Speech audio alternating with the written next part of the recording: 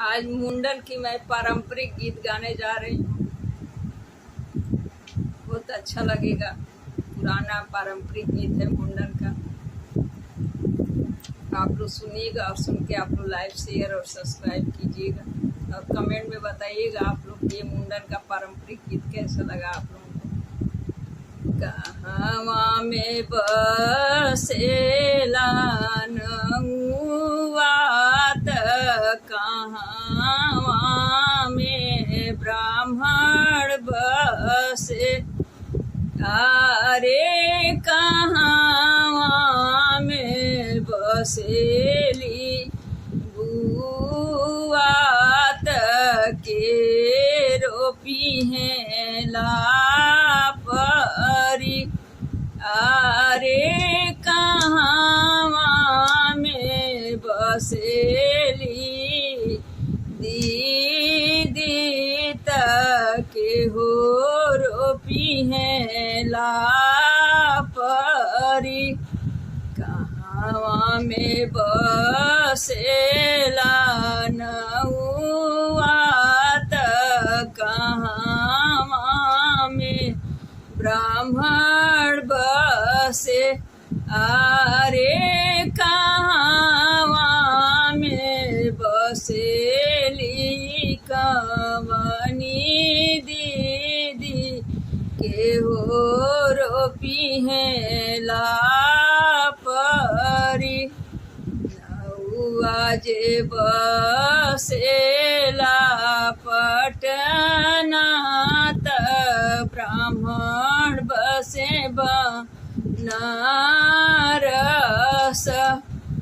नौआ जे बसेला पटना त ब्राह्मण बसे बनारस।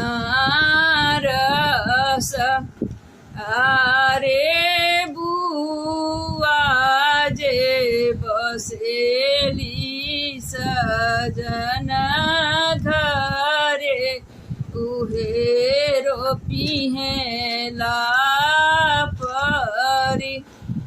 अरे बुआ जे बसेली सजन घरे उहे रोपी है लापरी।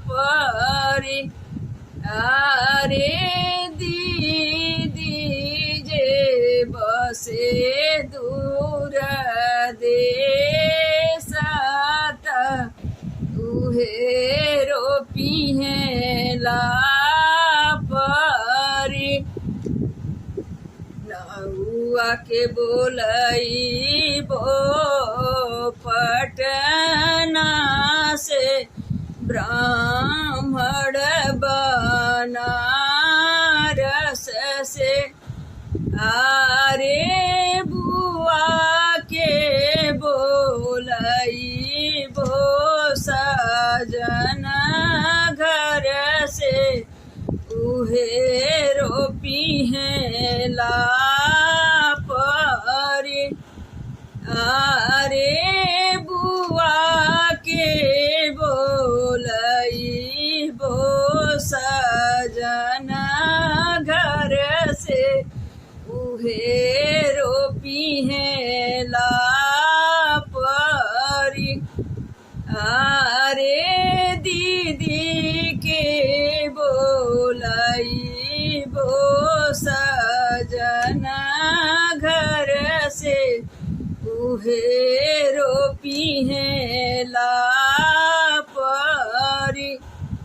केही जे मांगेला जोड़ल रुपैया केही सरफी मांगे।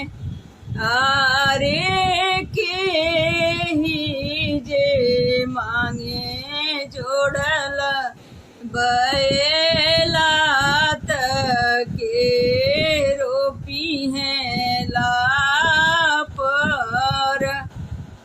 केही जे मांगेला रुपया त के हिया सरफी मांगे आरे के ही जे मांगे घर के हर बात के हिला परी रोपी है नहुआ जे मांगे ला रुपया पंडित सरफी मांगे आरे बुआ जे मांगेली कंगना उहे रोपिए लापरी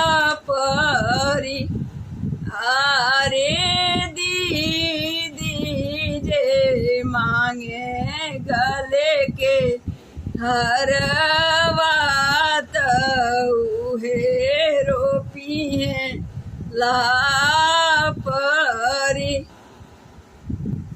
प्लीज आप लोग मेरी मुंडन की गीत को सुन के लाइक शेयर सब्सक्राइब कीजिएगा और कमेंट में बताइएगा आप लोग कि ये आप लोग का मुंडन का पुराना गीत कैसा लगा और प्रणाम।